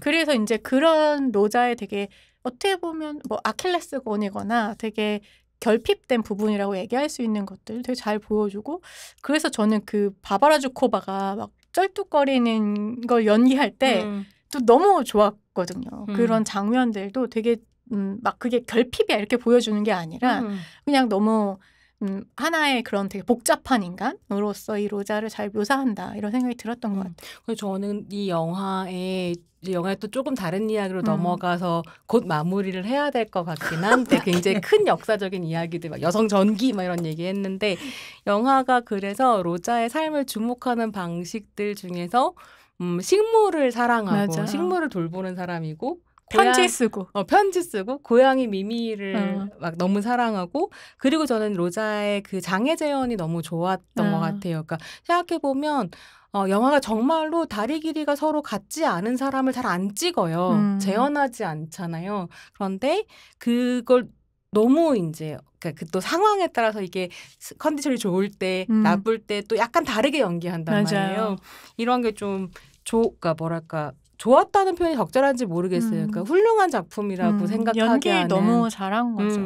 이 바바라 주코바가 진짜 거의 폰트로타랑 주요 작품들을 다 같이 했잖아요. 그래서 뉴저먼 시네마의 한나 시글라랑 같이 이제 대표적인 어떤 얼굴이기도 하고 그래서 독일 자매도 나오고 이 작품에도 나오고 한나 아렌트에서 또 한나 아렌트를 연기하고 철학자의 얼굴이다. 철학자 혁명가의 얼굴. 네, 이런 영화에서 트로타가 다루고 있는 영화에서 대표적으로 로자 영화랑 지금 한나 아렌트 생각을 해보면 이런 전기 영화에서 사실 제일 중요한 건 뭐냐면 이 전기적인 인물들이 자기의 사상, 자기의 이야기, 자기의 주장을 하는 장면들이 굉장히 중요한 영화적으로 굉장히 중요하거든요. 중요한데 보면 그런 장면들은 언제 나오냐면 이제 뭐랄까 법정에서 자기를 변호한다든지, 그다음에 뭐 친구에게 어떤 일을 논쟁할 때 얘기라든지, 아니면 아예 연설. 대중연설이라든지 아니면 아렌트 같은 경우는 마지막 장면 학교에서 강의하잖아요. 강연 장면이라든지 이런 장면들이 상당히 중요한데 여기에서 자기 얘기를 자기 주장을 굉장히 분명하게 하죠. 그러면서도 다른 장면들을 보면 아까 조평이 얘기했던 것처럼 굉장히 혼란스럽게 이 사람의 어떤 냉철함, 어떤 위대함을 보여주지 않는 장면들을 늘 넣는단 말이에요. 그게 또 어떤 사람은 늘 불만이기도 하고. 이제 그런 걸 생각을 해보면 아렌트 같은 경우는 그렇게 연설하고 강연하고 변호하는 장면은 늘 선동적일 수밖에 없거든요. 그 선동에 대해서 늘 경계했던 것 같아요. 왜냐하면 그 이전에 자기의 아버지들 세대는 늘 선동과 그다음에 프로파간다로 사람들을 잘못된 공간으로 늘 밀어넣고 죽음에 이르게 했기 때문에 그것을 늘 경계하고 있는 게 아닌가. 그게 미학적으로 그렇게 발현된 게 아닌가라는 생각이 또 한편으로는 들었거든요. 그래서 나는 내가 중요하게 생각하게 이 인물에 이게 있어서 중요하게 생각하는 어떤 이론적인 쟁점이나 이데올로기는 이거지만 이걸 선동적으로 이야기하진 않겠다라고 하는 게 미학적인 방식으로 그렇게 드러난 게 아닌가 라는 생각이 들어요. 확실히 누저먼 시네마 감독들은 이 나치즘과 파시즘에 대한 어마어마한 무의식적인 의식과 무의식적 그런 어마어마한 비판과 경계가 있었을 것 같고 그 마지막에 왜 이제 결국은 그 호텔에서 붉은 카펫을 거의 피 같은 붉은 카펫 위로 이제 로작센부르크가 이제 군인들에 이끌려서 이제 내려오잖아요. 그래서 이제 죽게 되는데 그 장면이 되게 상징적이라고 이제 그 한나렌트는 그러니까 여러 가지 면에서 상징적이죠. 트로타는. 네, 폰트로타는. 네, 죄송합니다. 네, 왜냐하면 이제 그 장면이 결국 로작센부르크가 유태인이잖아요. 그래서 이 유태인을 죽이는 이 극우파 군인들에 의해서 선동돼서 심지어는 그래서 이제 3인당이 뭐 사주했냐 안 했냐 했다고들 많이 하니까 뭐 이제 여러 가지 이야기가 있는데 결국은 그런 진보주의자들까지 합세해서 이 유태인 이 여자를 죽이는 이 장면이 결국 시발점처럼 보이기를 원했다 이렇게 얘기를 하더라고요. 그런 얘기 들었어요. 저는 이제 독일 정치 잘 모르니까 이거 준비하면서 이것저것 많이 찾아 읽는데 결국 로자와 칼을 죽였느냐 안 죽였느냐 독일 3인당이 사주했냐 안 했냐 죽은 날 3인당 집에 지도층이 모여서 술 마시고 파티했다는 거예요. 그런 소문이 있나 봐요. 그래서 이제 그런 것들 둘러싸고 여전히 독일 3인당과 공산당이 연합할 수 없는 이게 중요한 갈등이 되고 있다. 뭐 이런 얘기를 하는 거를 듣기도 했어요. 그렇죠. 로자를 더 복원해주고 싶다는 생각이 많이 드는 우지 이제 시점이네요. 마무리를 좀 해볼까 싶은데요. 네네. 그래도 그러니까 영화 얘기 많이 안 한 것처럼 느끼실 수도 있지만 사실 이 모든 게 영화의 맥락과 텍스트 안에 녹아들어 있다. 얘기를 나누면서 저는 이 영화를 조금 더 좋아하게 됐다. 여러분들 찾아보시면 좋겠는데요. 이게 그 구글에서 로자 룩셈부르크 영화로 검색을 하시면 영어 자막 있는 스트리밍 서비스로 보실 수 있는 링크가 나와요. 합법 링크고요. 거기서 영화는 보실 수 있으니까요. 한번 보시고 이거 들으셔도 좋고 근데 저는 이거 듣고 보시기를 추천드려요. 어려워요. 진짜 어렵고 네 그렇습니다. 마무리 뭐 한마디씩 들어볼까요? 괜찮아요? 하실 말씀 다 하셨어요? 바바라 주코바에 대한 사랑을 한 번만. 너무 근사합니다.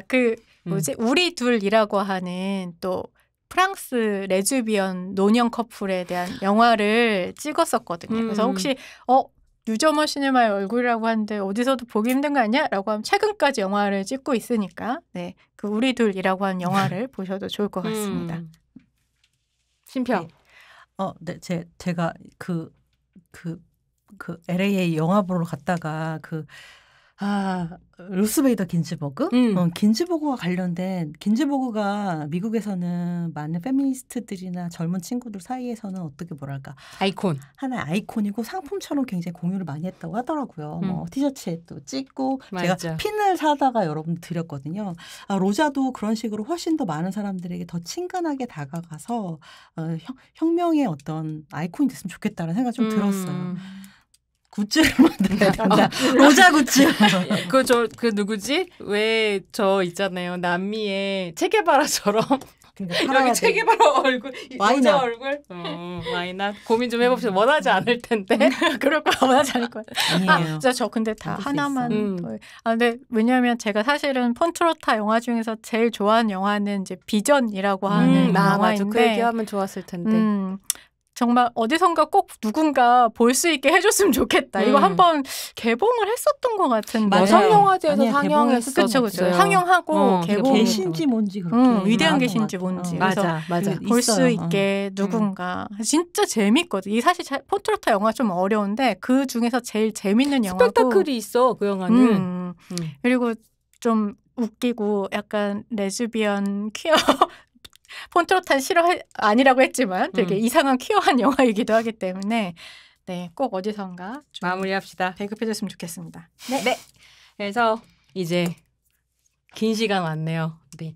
팟캐스트 38페이지는 팟빵, 아이튠즈에서 만날 수 있습니다. 또 유튜브 프로젝트 38을 검색하시면 녹음실에서 저희가 웃고 떠드는 모습을 보실 수 있으니까요. 각각 편한 플랫폼에 들어와서 만나주시고요. 좋아요, 댓글, 구독, 알람 설정 꼭 해주시기 바랍니다. 손조심에게 힘을 주고 싶으신 분들은 팟빵에서 에피소드 후원이나 정기 후원을 하실 수 있어요. 해주신 분들이 계세요. 근데 이게 너무 슬프게도 5만 원이 돼야 찾을 수 있대요. 근데 아직 저희가 5만 원을 못 받았어요. 그래서 차근차근 5만 원 만들어주시면 찾아서 좋은 방송 만드는 데 쓰겠습니다. 또 38페이지에 광고를 하고 싶으시거나 협업을 원하시는 분들은 이메일 o.project38@gmail.com으로 연락을 주시기 바랍니다. 네. 흘려보낸 페이지 속 어딘가에 머물러 함께 들여다보고 생각하고 나누는 시간 38페이지. 지금까지 심이었습니다. 안녕.